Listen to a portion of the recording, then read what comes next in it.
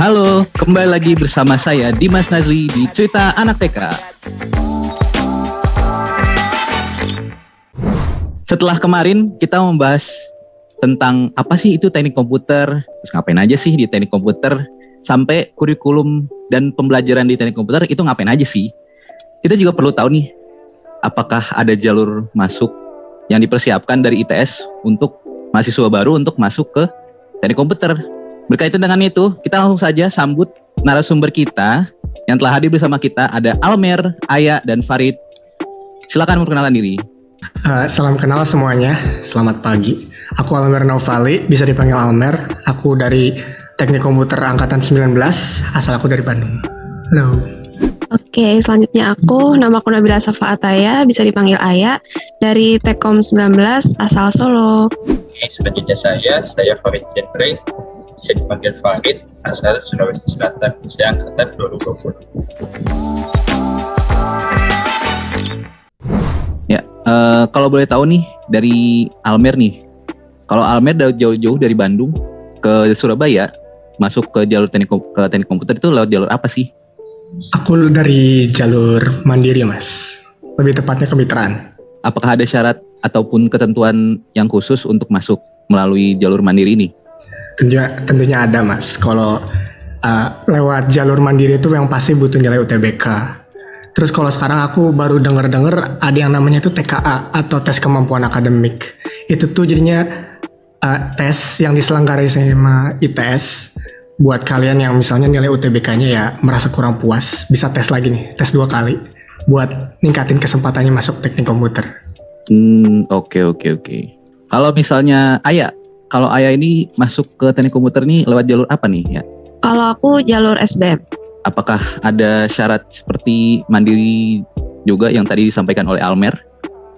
Nggak jauh beda sih, kita cuma masuk lewat UTBK, terus kalau misalkan mau lanjut tinggal daftar ulang, udah itu aja sih. Cukup mudah ya. Nah, kalau Farid masuk ke teknik komputer lewat jalur apa, Farid? Kalau saya lewat jalur SNMPTN, wah.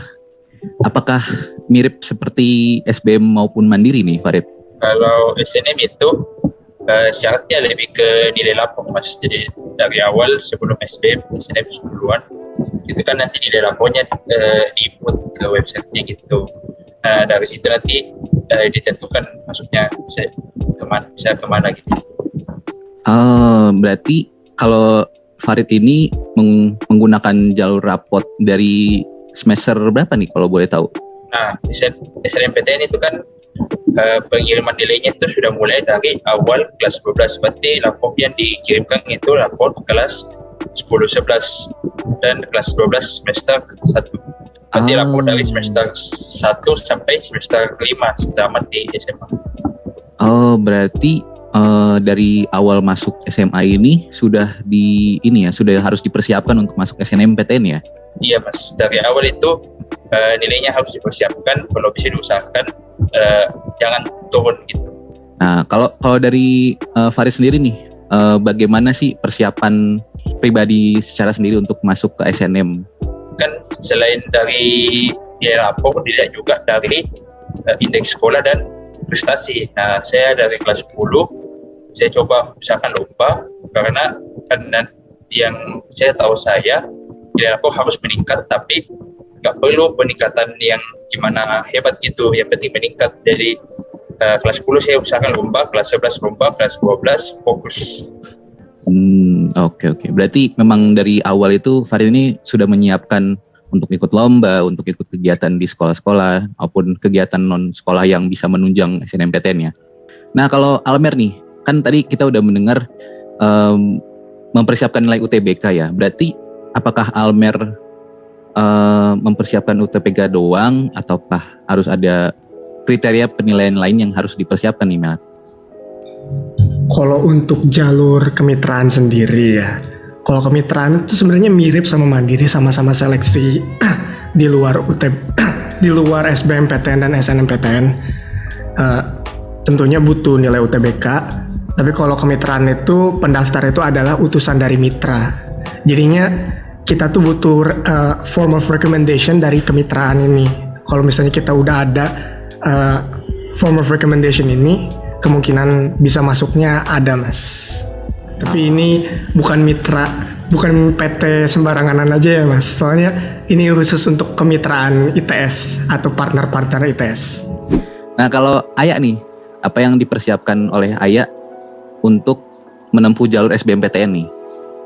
Kalau SBM sebenarnya ya cuma bisa persiapan buat ujiannya aja sih, sama mungkin mempersiapkan mental sama hasil yang bakal keluar, sama paling nggak kita punya plan B, plan C, semisal nggak tembus di SBM ini, karena kan jalur nggak cuma SBM aja, nggak boleh terpuruk terlalu lama, harus nyiapin cara lain gitu.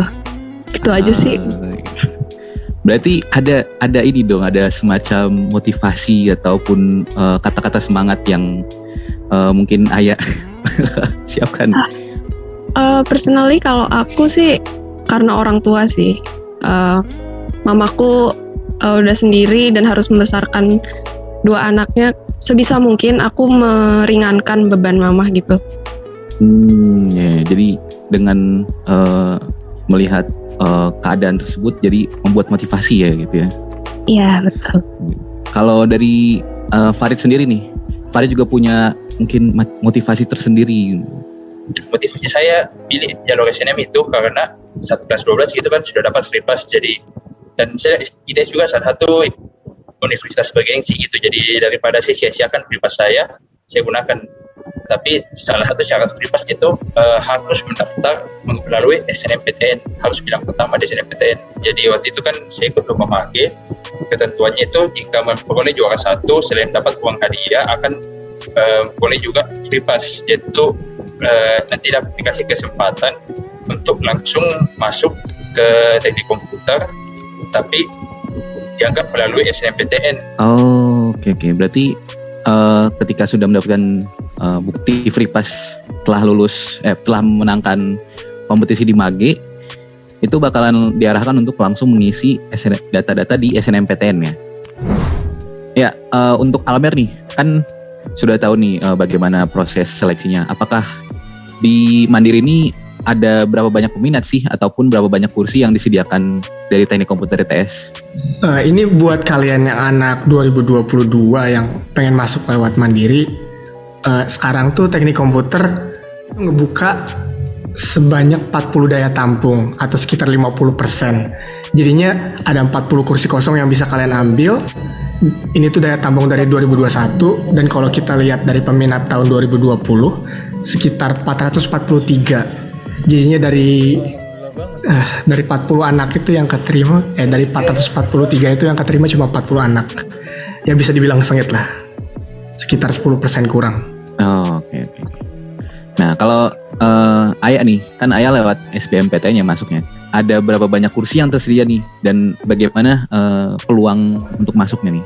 Oke, setauku dari zamanku sampai sekarang kursi kosong buat SBMPTN itu 24. Dan peminat tahun kemarin atau 2020 itu 451. Jadi bisa dibilang sengit juga. Kita harus ngelawan 19 orang kalau masuk. Oke. Nah, kalau Farid nih, kan Farid masuk melalui SNMPTN. Untuk kuota kursi yang disediakan dari Teknik Komputer untuk mahasiswa baru ada berapa sih? Dan berapa sih peluang untuk masuk ke Teknik Komputer melalui SNMPTN, Farid? Setahuku yang kursi yang disediakan itu ada 16 kursi. Yang peminatnya itu dari tahun 2020 ada 273 orang. Berarti peluangnya itu sekitar 6% gitu, Mas. Berarti masih lebih besar peluang SNM dibanding SBMPTN ya? Iya. Oke. Berarti kalau kita totalkan nih, kursi di Tekkom ini ada sekitar 80 kursi ya, benar? Iya. Okay. Ada gak sih perbedaan biaya masuk maupun biaya UKT yang harus kalian keluarkan di jalur kalian masing-masing? Gimana nih kalau Farid? Nah, kalau SNMPTN itu kan pertama kita akan bayar SBI yang dan terus untuk UKT akan dikasih pilihan dari UKT tipe 1 sampai tipe 7. Nah, tipe 1 itu yang paling murah bisa 500.000. Itu per semesternya. Oke. Berarti kalau dari SNMPTN itu ada 7 golongan UKT, dari yang paling kecil 500.000 dan paling tinggi sekitar 7 juta ya, benar ya? Iya, sekitar 7 juta Mas. Oke. Nah kalau Ayah nih, biaya yang dikeluarkan untuk masuk ke SBMPTN ini sama dengan SNMPTN atau ada perbedaan gitu? Sama.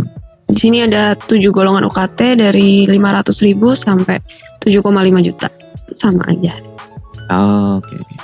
Nah kalau Almer nih, yang masuk melalui jalur mandiri, apakah sama seperti SBMPTN maupun SNMPTN untuk biaya masuk ke teknik komputer ini? Kalau zaman saya angkatan 19 itu kategorinya itu cuma satu Mas, cuma 7,5. Cuman. Take it or leave it man. Take it or leave it man. Only 7.5. Tapi untungnya sekarang kayaknya teknik komputer jadi naik. Jadinya ada 3 kategori. Kategori 1 tuh 7,5 juta. Kategori 2 10 juta.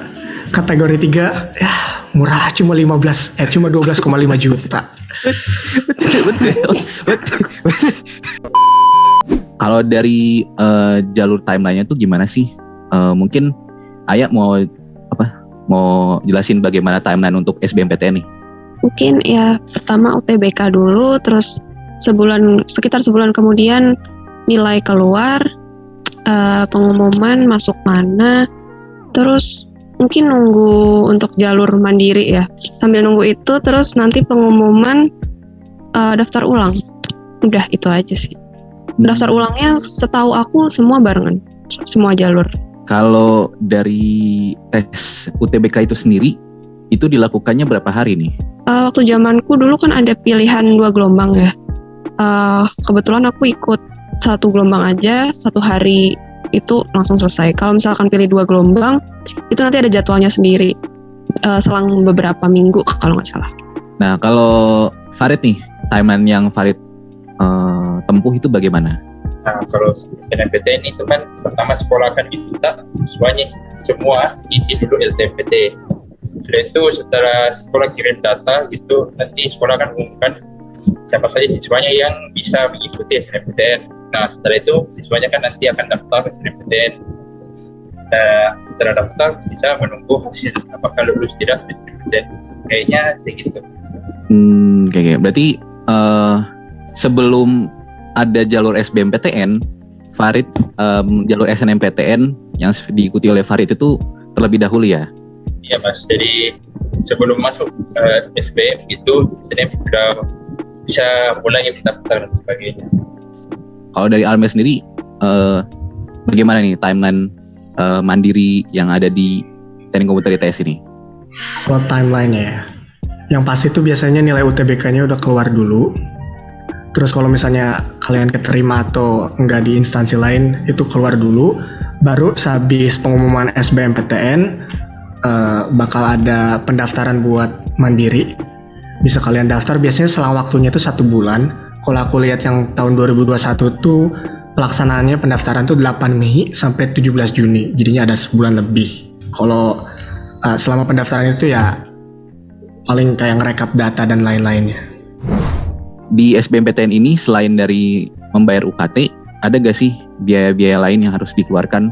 Oke, kalau dari SBM kita nggak ada uang gedung, tapi di awal itu sebelum bayar SPP pertama kali itu ada uang pangkal. Itu kalau nggak salah sebesar 200 atau 300 gitu. Mungkin sekarang 300 ya, zamanku dulu kayak 200. Terus tiap semester itu ada uang iuran buat Ikatan Orang Tua Mahasiswa atau IKOMA, itu sebesar 200.000. Kalau uang pangkal tuh sebenarnya untuk SBMPTN sama mandiri, uang pangkalnya itu dibayar habis sebelum pendaftaran ulang. Harganya tuh sama 600.000. Terus kalau IKOMA kami juga sama, harganya 200.000 juga. Yang ngebedain antara mandiri sama SBMPTN itu di uang gedungnya, iya betul. Atau disebutnya itu SPI. Kalau untuk mandiri harganya itu 75 juta. Kalau kemitraan harganya 100 juta. Ya, bisa beli mobil lah. Nah kalau Farid nih, apakah ada uang sumbangan ataupun uang yang harus dibayarkan ke IKOMA yang tadi? Kalau SNMPTN itu kami kurang lebih sama dengan SBMPTN. Kalau IKOMA ya setiap semester kami sama membayar 200.000. Tapi kami sama SBMPTN kami nggak bayar SPI di awal. Nah, uang kontel juga kami bayar sekitar 300 itu di awal.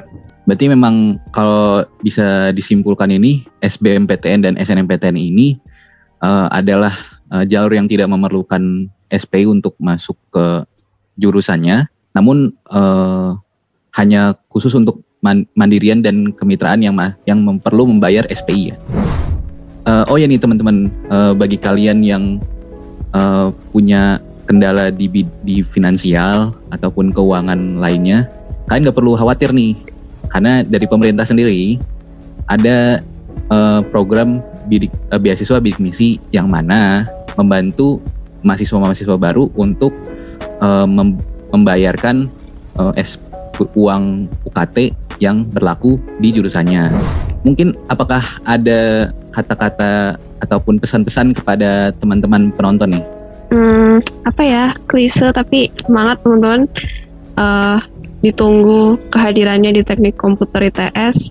Jangan patah semangat kalau misalkan gagal sekali, harus bangun lagi. Mungkin gitu aja sih. Semangat. Semangat. Kalau yang ingin masuk ITS itu selain persiapkan nilai, siapkan juga mental, siapkan semangat juang. Semangat teman-teman. Pesan aku mirip kayak Mbak Aya sama Mas Farid ini. Tetap semangat ya semua anak 2021 yang mau masuk teknik komputer. Semoga nanti kalian bakal ketemu kita semua, melihat muka-muka kita, dan moga-moga